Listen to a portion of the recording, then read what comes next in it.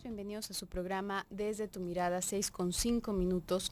Está sintonizando el 1040 de AM si nos escuchas en Guadalajara, Jalisco, 95.1 de FM, no, 95.1 de FM, si nos escuchas en Austin, Texas.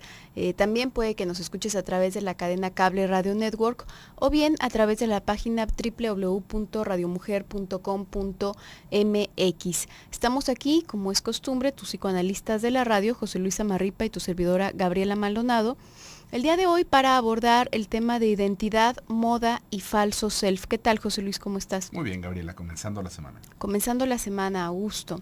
Y bueno, tendríamos que pensar en otras ocasiones, no específicamente ha sido el tema a propósito de la identidad, pero nos obliga a hablar un poco en función a cómo es que se va creando la identidad de cada persona.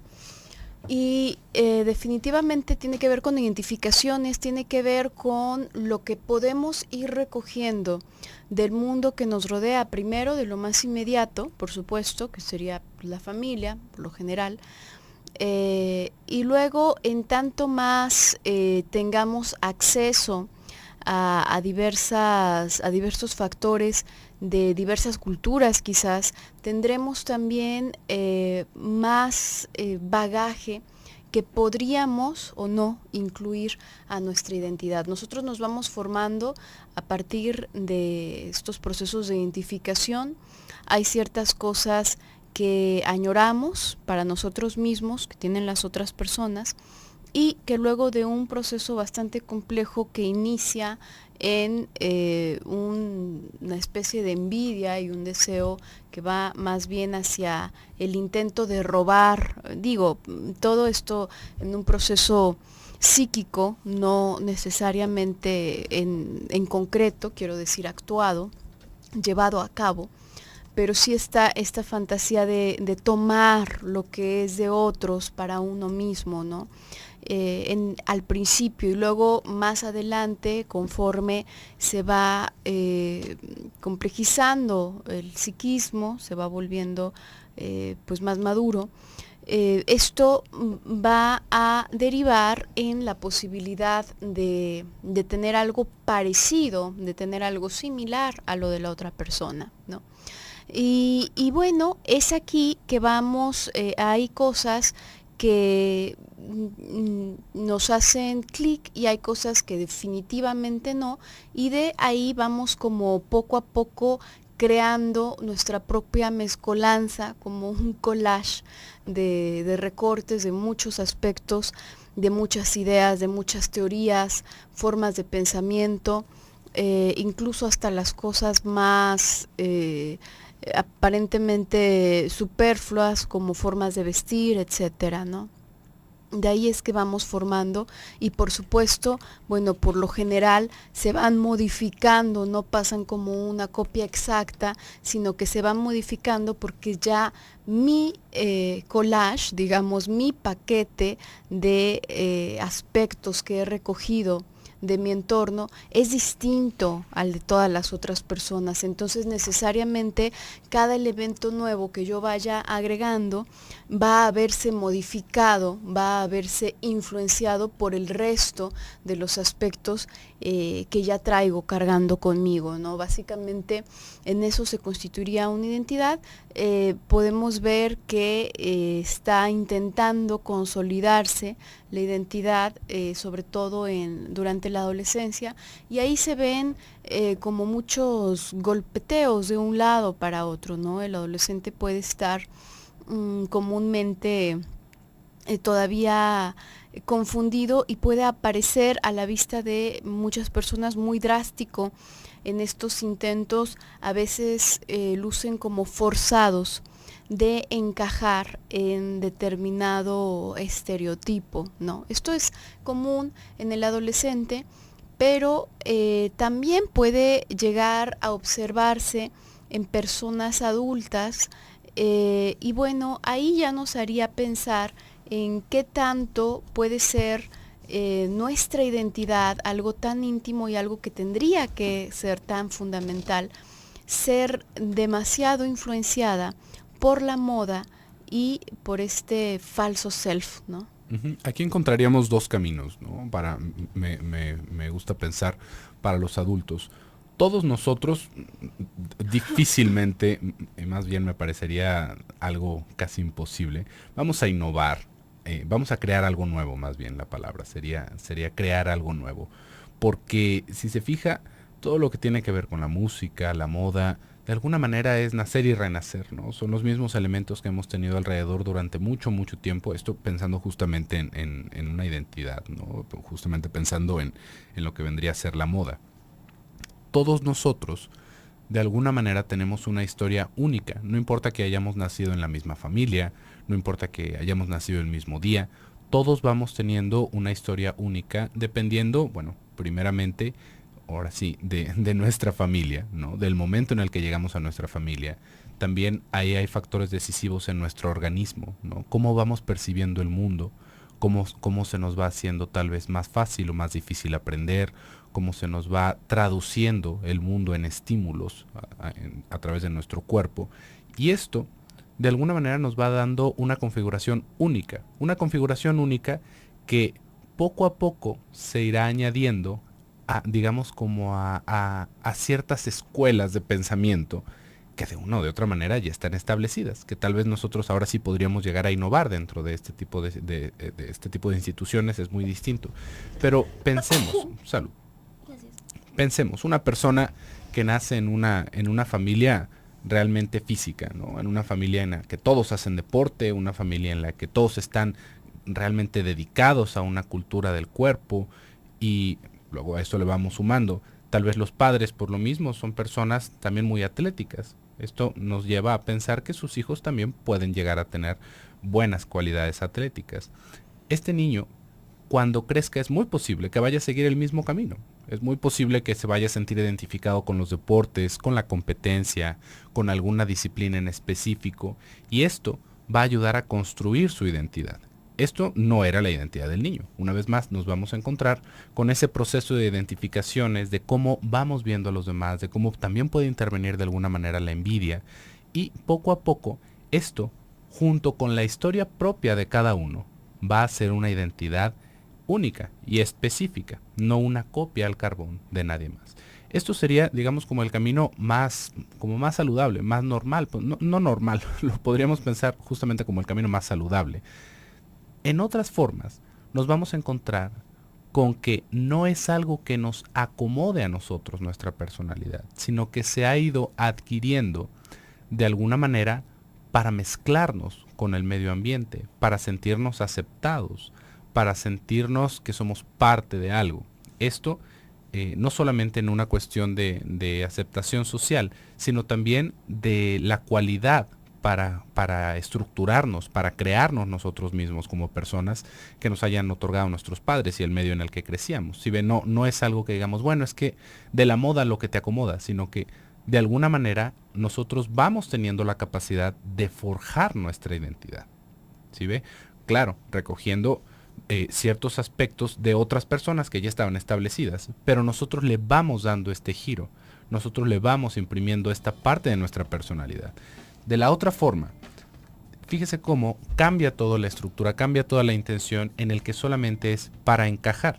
Es solamente para encajar porque yo veo que los demás se ríen de esos chistes, porque yo veo que los demás se juntan, porque yo veo que los demás tienen ciertas aspiraciones que para mí no tienen pues mayor significado, pero me va apareciendo algo que yo debería de hacer. Ahí es justamente en donde vamos a encontrar esta parte del falso self que es tan dañina, y no, una vez más, por copiar, sino por no tener esa capacidad desarrollada de poder forjar nuestra propia identidad. Vamos a estar hablando de esto a lo largo del programa, así que no le cambie, quédese con nosotros. Vamos a ir a un pequeño bloque comercial y en un momentito. Regresamos a tu programa Desde tu Mirada, 6:19. Estamos hablando el día de hoy acerca de identidad, moda y falso self. Y tratando, bueno, ya comentábamos hace un momento cómo es que se va, digo, de forma quizás muy general, cómo es que se va formando la identidad de cada persona. Por otro lado, si nos ponemos a pensar, tú hablabas un poco de la moda, José Luis, si nos podemos a pensar en el falso self, en otras ocasiones hemos comentado que el falso self es algo como hasta cierto punto adaptativo de todos los seres humanos, ¿no?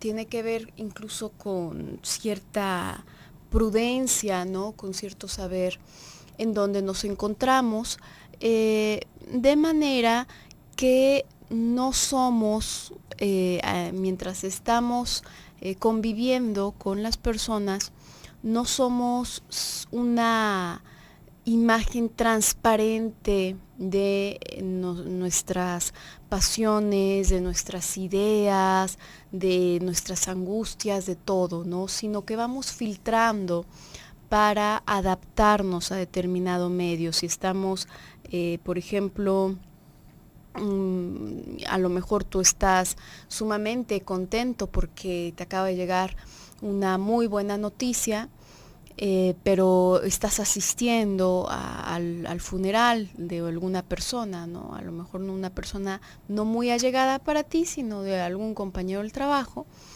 Evidentemente no vas a llegar con la sonrisa y a platicarle a todo el mundo, que sería como fuera de lugar, ¿no? Sería inapropiado e incluso sería desconsiderado para las personas que sí eran más allegadas y que están en un momento de duelo, sufrimiento, ¿no?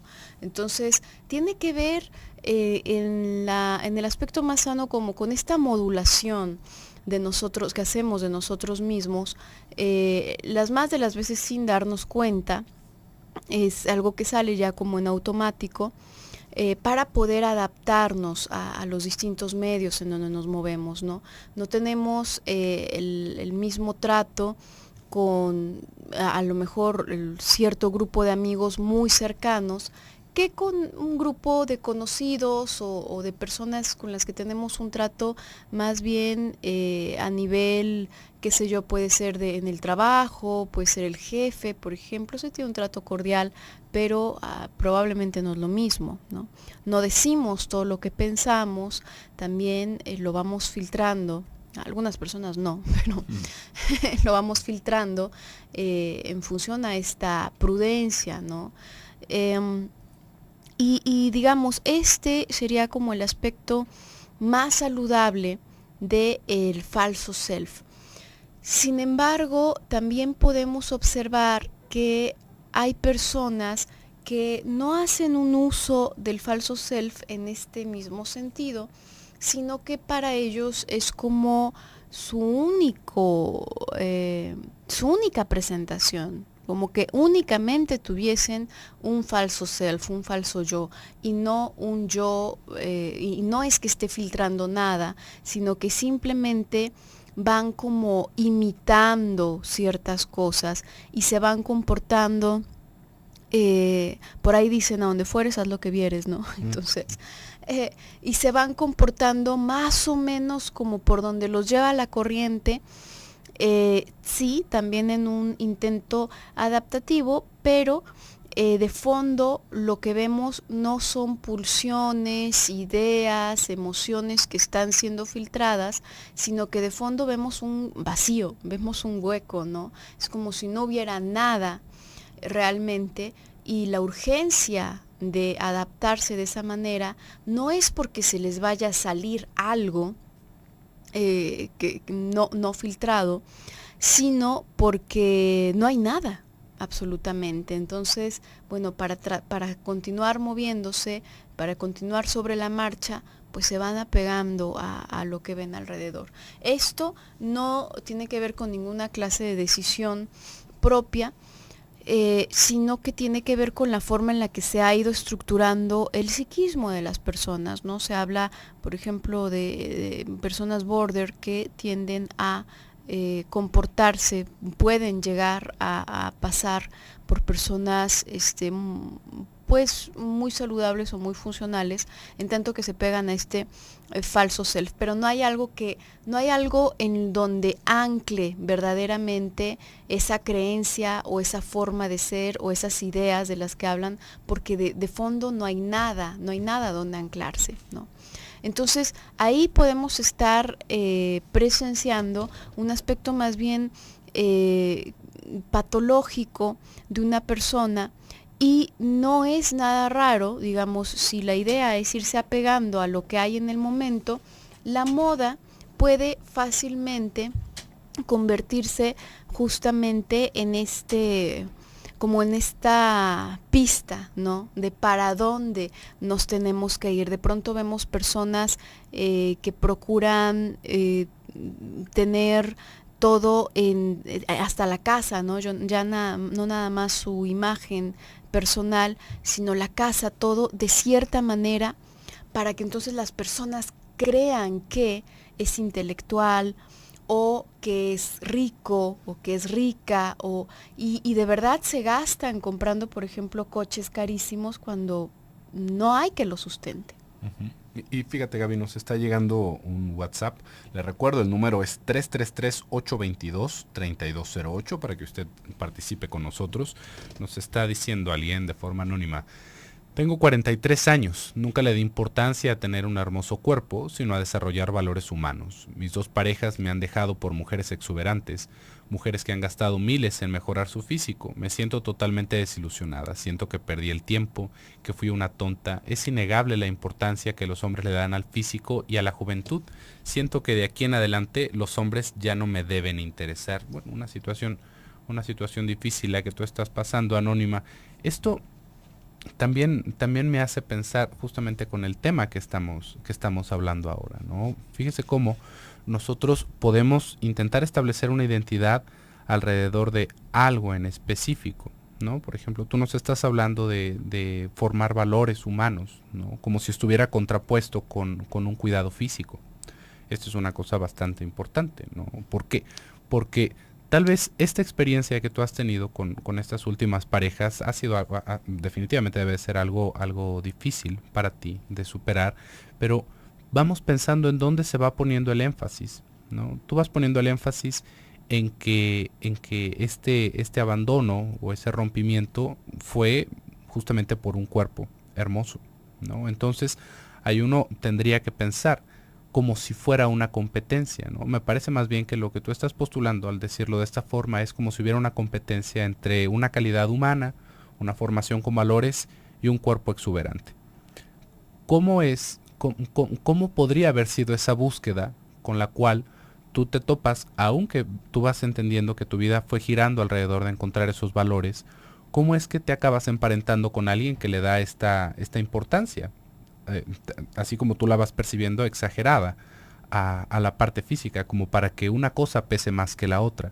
Me parece que en esos momentos, que realmente son momentos muy difíciles, porque nos golpea la realidad como un tráiler de frente, ¿no? Porque vamos sintiendo esta parte de la vida que es muy dolorosa, pero que también nos tiene que venir a hacer reflexionar tal vez sobre nuestras elecciones, anónima, porque de alguna manera a mí me parece que este razonamiento que tú estás teniendo te va desembarazando de tal vez algo que estaba sucediendo anterior a lo que tú alcanzaste a ver en ese rompimiento, ¿no? Es una cosa que, como tú dices, es innegable la importancia que se le da al cuerpo, a la apariencia física, pero esto es para los dos lados, ¿no? Realmente tendríamos que pensar qué mujer se puede llegar a relacionar con alguien que no encuentra atractivo físicamente, ¿no?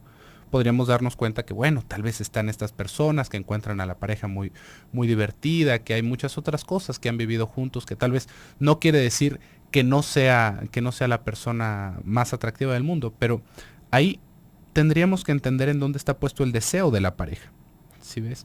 El deseo de la pareja no es algo que cambie o que se gire porque alguien tenga unos senos más grandes, sino justamente por ponerse en el lugar del deseo de nuestra pareja, y por cómo uno fue eligiendo personas que de alguna manera podrían estar poniendo el deseo en algo que nosotros no somos, y que inmediatamente eso con el tiempo nos va a retribuir en un abandono, en una relación poco satisfactoria y realmente en situaciones muy dolorosas. Pero hay que intentar ver un poco más allá de esto, ¿no? Lo que tú nos estás diciendo a mí me parece muy fuerte, porque tú dices, siento que ya no deberían de interesarme más los hombres, y tal vez desde ahí podríamos partir para ver qué es todo lo que ha sucedido alrededor de tu caso, ¿no? Porque si esa es la conclusión, ¿por qué no es otra la conclusión, no? ¿Por qué no es más bien, tal vez debería dejarme de interesar en hombres que busquen ese tipo de apariencia en las mujeres, ¿no? Pero estoy seguro de que tú ahorita sientes que todo está de cabeza y bueno, tal vez le podríamos dar un poquito más de tiempo para pensar en esto. Vamos a ir a un pequeño bloque comercial y volvemos.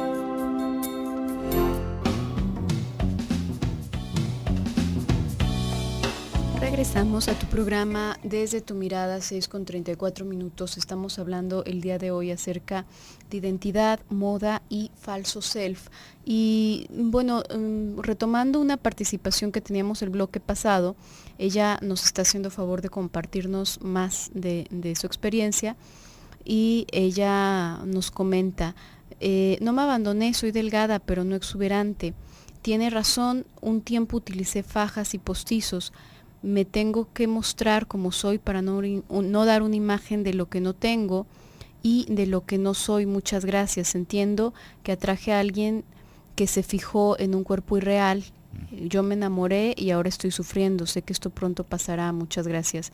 Y muchas gracias por lo que nos estás compartiendo. Por el seguimiento, ¿no? Sí, por el seguimiento. Que bueno, hablando de esto, del tema que estamos tocando el día de hoy, hay algo importante. Y esto en verdad que en cada oportunidad me gusta subrayarlo. En cuanto a los clichés, en cuanto a los estereotipos, en cuanto a la imagen, a un cuadro que puede parecer muy atractivo, pero que no, pero para ser sustentado necesita más que eso. No se trata únicamente de lo normalmente nos imaginaríamos como la imagen personal, ¿no? El cuerpo, cómo se ve, la ropa, todo esto, pero también nuestra ideología muchas veces es absorbida por esta moda o por esta imagen que queremos dar. Tú nos compartías hace un momento que te inclinaste por las cuestiones que tienen que ver con los valores humanos. A veces en un estereotipo determinado también asumimos que eso es lo más loable, ¿no? Para una persona. Es más que una persona que se preocupa por su imagen, pues es una persona superficial y mala, casi casi, ¿no? Porque entonces seguro que no tiene valores. Y esto también es dejarse llevar por las imágenes. De la misma manera, cuando hay algún deseo que produce mucho sufrimiento a la persona, es común que se busquen vías, que se busquen alternativas como para tratar, como tú comentabas, como desembarazarse de ello, ¿no? Como desembarazarse de ese deseo. Tú nos estás hablando de hombres con un sufrimiento que se intuye, de hombres que solo se fijan en la exuberancia de las mujeres, ¿no? Es posible que tú misma te fijes en la exuberancia de las mujeres, que para ti misma, a lo mejor muy secretamente, las mujeres lindas y atractivas, de hecho, no son más que las exuberantes. A lo mejor externamente, a lo mejor en la parte más externa de tu pensamiento, de tu ideología, tú puedes decir para ti misma, no, la belleza de una persona es interna y a lo mejor ves a una mujer por ahí que no te resulta muy agraciada, pero la consideras inteligente o la consideras muy buena persona y dices, sí, esa persona es la más bonita. Pero en el fondo probablemente también tu noción de la belleza femenina está basada en eso. Y no tiene nada de malo que te resulte bonito, ¿no? No tiene nada de malo que te resulte llamativo o atractivo. A final de cuentas, todos tenemos gustos, ¿no? Pero cuando estos empiezan a ser dolorosos, ya sea porque son perseguidos por la sociedad afuera o porque son perseguidos por nuestra propia conciencia moral, entonces se vuelven verdaderamente un dolor de cabeza. ¿Por qué digo que también podría ser tu propia noción de belleza? Porque tú nos estás compartiendo esto, ¿no? Tú misma utilizabas estas cosas, evidentemente para sentirte más linda. Ahora, ¿por qué falso, no? ¿Por qué tendría que ser algo falso?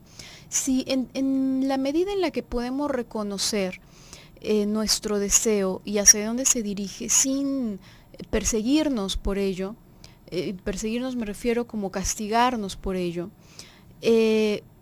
nos hace posible también ir encontrando vías más efectivas y más saludables para acomodar nuestro deseo. A lo mejor hay cosas que pues no se pueden modificar, pero hay un montón de cosas que se pueden modificar, ¿no? Y hay un montón de cosas que, por ejemplo, en esto que tú comentabas, José Luis, hasta en cuestión de salud y en cuestión de ejercicio, por ejemplo, se pueden hacer un montón de cosas que en verdad hacen que la persona se sienta mucho mejor y de la misma forma luzca mucho mejor en función a su propio deseo, no necesariamente por lo que los otros están buscando. Sin embargo, es posible que tú te hayas obstruido esa vía porque tú dices muy claramente que no le diste importancia a tener esto, ¿no? Es como si deseases algo tanto que sientes que está muy lejos de alcanzarse y entonces mejor te rindes, ¿no? No voy a hacer nada por eso, solamente me voy a enfocar en otro tipo de valores, porque a final de cuentas también el amor al cuerpo y la erotización del cuerpo puede asumirse también como un valor muy importante de vida, ¿no? Uh-huh. Y fíjate, Gaby, tenemos más participaciones. Nos está llegando otra participación anónima. Nos dice, mi nuera y mi yerno se estaban mandando mensajes y mi hija los cachó. Ellos dicen que no hay nada entre ellos. Ayer mi nuera me habla, supongo la misma nuera, y me dijo que una de mis nietas estaba mal cuando fue a mi casa. Ella tenía un olor a tabaco y alcohol. Ella olía, ay Dios, a él. Ella olía a él. Yo creo que sí andan. Esto está revoltoso. ¿Qué se puede hacer con esta duda? Pues yo creo, Anónima, bueno, para empezar, que es una cosa entre pues tus familiares, ¿no? No es algo que directamente te afecte a ti. Y en ese tipo de situaciones, la verdad es que uno no hace más que quedar mal, ¿no? Si uno está metiendo su cuchara y haciéndola de detective, me parece que puedes quedar muy mal dentro de una situación que definitivamente no te involucra, que seguramente tú sientes que es algo pues de primera importancia, ¿no? Porque bueno, te hueles que que tu hija está involucrada en una situación difícil con su esposo y que le está siendo infiel.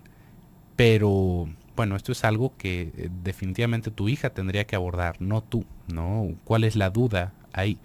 Si se encontraron mensajeándose, no entiendo cuál sería la duda, ¿no? Supongo que hay algún contenido en esos mensajes y esa es otra cosa, ¿no? ¿Hasta dónde tendríamos que esperar que llegue un mensaje comprometedor para saber que algo no está bien con nuestra relación, ¿no? Pero creo que principalmente esto es algo que bueno, a ti no te incumbe, ¿no? A ti no te involucra de ninguna manera como para que tú también vayas a entrar en escena para tomar decisiones o para hacer este tipo de cosas. Me parece una cosa innegable, ¿no? Que si tú sabes algo, ¿no? Más allá de andar con estos, como dicen por ahí nuestros políticos, sospechosismos, ¿no? Si tú sabes algo, de hecho, pues bueno, es algo que tú puedes comunicarle a tu hija, ¿no? Es algo que tú le puedes decir a tu hija, pero más allá de estar sacando conclusiones, ¿sí ves? ¿Quién sabe qué tanto esté pasando? ¿Quién sabe qué es lo que está sucediendo con la relación de tu hija y tu yerno? ¿No? Como para que ahorita su relación esté teniendo esas dificultades, ¿no? Y todavía se hace más difícil, ¿no?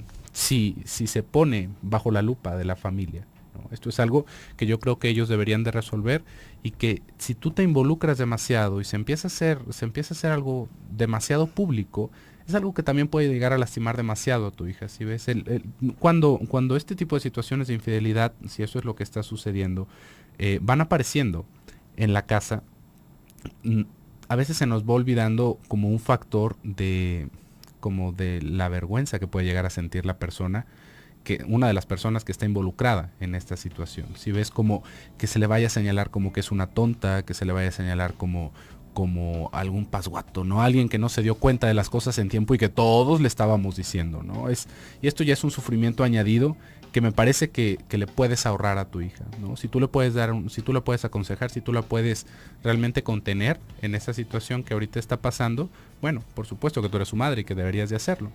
Pero más allá de esto, llegar a opinar, empezar a investigar, buscarle las pistas de Blue, a mí me parece que está un poquito de más. Pero bueno, vamos a ir a un pequeño bloque comercial. En un momento continuamos. Regresamos a tu programa Desde tu Mirada, 6:50. Estamos en el último bloque del programa del día de hoy, pero el día de mañana continuaremos con este tema, como ya te va avanzando Claudia en la cápsula de hace un momento. Y bueno, yo quisiera retomar un poco esta participación que nos hacen llegar anónima, para tratar de esclarecerla un poco. Tengo entendido, según lo que entiendo yo, aparentemente, básicamente la esposa de uno de los hijos de esta mujer y el esposo de una de tus hijas tiene un amorío, o eso es lo que sospechan, ¿no? Porque se encuentran mensajeándose, y aunque dicen que no hay nada, en algún momento tú tienes contacto con la esposa de tu hijo y bueno, asumes que huele igual que el esposo de tu hija. Y bueno, en verdad que desde toda la confusión de si es un nuero, una nuera, una nuera, un yerno, si están, no están, mensajes, toda la confusión que en sí despierta, es tratar de comprender esto, hasta, digamos, las conclusiones que aparentemente se están teniendo. En verdad que suena a un enrollo y a un torcedero de cosas, ¿no?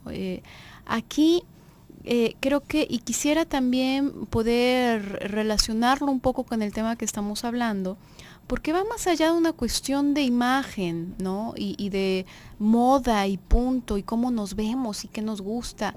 En verdad que lo que atañe a la identidad tiene que ver con algo muy de fondo de nuestra estructura psíquica. Cuando una persona anda muy vaga en ese sentido, cuando el psiquismo no se ha constituido en una estructura determinada, sino que ha quedado todo ambiguo, como todo hecho cachos, el collage del que estaba hablando sigue hecho un revoltijo, siguen siendo solo recortes, solo pedacera, y no se ha constituido en una forma, no ha cobrado una forma en específico. Cuando esto ocurre, podemos ver un montón de como ramificaciones patológicas. Yo hablaba de la personalidad border y de que es muy común que en el border existe un falso self. También es muy común que se apegue a una forma, a una estructura perversa. ¿Por qué hablo de la perversión? Porque si fuese el caso de que el esposo de la hija y la esposa del hijo están teniendo relaciones, pues definitivamente estamos hablando de una situación perversa, ¿no es cierto? Estamos hablando de algo en donde no se tiene claro en la cabeza ni cuáles son las jerarquías, porque de eso trata también la identidad, ¿no? De identificar cuál es mi lugar en la familia, en la comunidad, en la sociedad en general, en el trabajo, entre los amigos, en mi pareja, con respecto a mi pareja, etcétera. Entonces, pienso que de ser el caso estaríamos hablando de una situación de perversión, y otra vez, pensando en ver las cosas más a fondo, creo que lo de menos es lo que en efecto esté sucediendo entre esos dos o si está o no sucediendo. Pienso que el solo hecho de que exista la posibilidad como algo, como una conclusión a la que llegan tú y tu hija, si existe la sospecha, es porque tendría lugar ese hecho, ¿no? ¿Por qué está ocurriendo eso? ¿Por qué están casados con personas que posiblemente, al menos en su cabeza, estarían haciendo algo como eso? Y sobre todo, no irnos con lo de afuera. En esta cuestión de la identidad, conforme nosotros nos vamos construyendo, hay un aspecto importante. Las cosas que no nos gustan, así como vamos recolectando cosas con las que hacemos sintonía, no es nada raro que las cosas que no nos agraden de nosotros las aventemos a los demás. No hace un momento, por ejemplo, Anónima nos compartía esta situación, ¿no? Los hombres, ellos solo se fijan en las mujeres exuberantes, pero en realidad también está dentro de uno mismo, ¿no? Qué ganas de ser una de esas mujeres exuberantes, ¿no? Pero como es un deseo muy superficial y muy perseguido por uno mismo o incluso por la sociedad, entonces vamos a decir que son los hombres, no yo. No en un proceso consciente, no en una elección, sino verdaderamente es un movimiento que se va haciendo desde el inconsciente para asumirlo de esa manera. Lo mismo aquí, ¿no? Qué perversos ellos, la nuera y el yerno. Y dentro de la familia, ¿qué está pasando? ¿Qué historias han existido de infidelidad, de abuso, qué sé yo, de que también nos den luz de esa perversión que se va entramando, ¿no? Creo que eso sería lo más importante, más que ir y meter la nariz a ver qué está pasando en la relación personal de los hijos, ¿no? Sí, definitivamente ahí estamos viendo una situación de perversión, ¿no? Esto es algo que, bueno, va saliendo ahí a todo justamente lo que puede estar pasando, ¿no? Porque luego también pasa esta otra cosa que ya se mencionó de la hija, ¿no? Que si la hija huele, que si alguien más huele. ¿Cómo? ¿Quién anda metiendo las narices? Literalmente es andar la nariz, ¿no? Es estar metiendo la nariz en asuntos que, bueno, definitivamente no nos competen, ¿no? Y pensando un poquito más en esta parte tal vez de la perversión y del falso self, ahí hay una cosa muy curiosa que va sucediendo justamente en muchas situaciones en donde hay una infidelidad, ¿no? Tal vez así también como la otra participación que nos estaban haciendo llegar.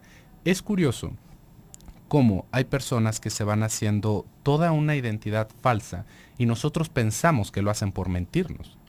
¿Sí se fija? Como si fuera, de repente ya se va escuchando como si fuera una cosa muy normal, ¿no? Es que fulanito o fulanita es una mentirosa compulsiva, ¿no? Hay hasta una palabra, ¿cómo se dice, Gaby? Que ahorita se me olvidó totalmente. Mitómano. Un mitómano, es que es un mitómano, ¿no? Y me han dicho que es un mitómano.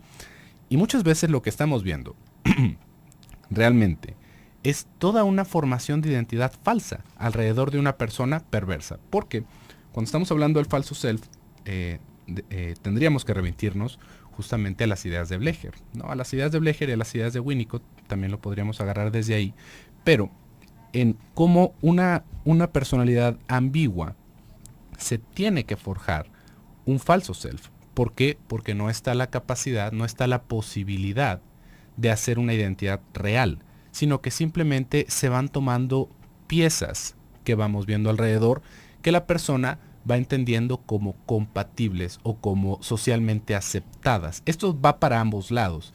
Esto va desde el aspecto en el que las personas se van integrando una personalidad en algo que se puede entender tal vez como muy moral, ¿no? Una persona extremadamente religiosa, ¿no? Una persona que va teniendo todas estas partes dogmáticas y que es un falso self, ¿no? Porque a final de cuentas en la primera oportunidad que tiene comete una atrocidad. Y uno podría decir, ¿cómo una persona tan recta, como una persona con todos esos valores, pudo cometer esa atrocidad?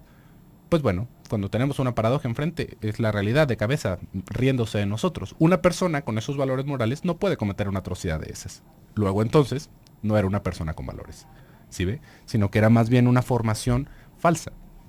Era un cascarón que aparte está hecho de una manera tan especializada, tan específica, que nos engaña a los demás. Los demás lo vamos tomando por cierto. Nosotros de alguna manera algo nos puede llegar a hacer sentir extraños alrededor de estas personas, pero le vamos poniendo silencio a esas alarmas porque todo está muy bien montado. Hay que entender que estas personas han pasado su vida formando esa identidad. Realmente es algo que tiene muchísimo tiempo y que si no tenemos un ojo clínico, difícilmente vamos a poder percibir. Y es justamente también por eso que muchas personas se pueden relacionar con otros sin conocerse realmente, ¿no? Ahí van sucediendo cosas en la intimidad que es imposible darles la vuelta y que justamente es en donde están los rompimientos.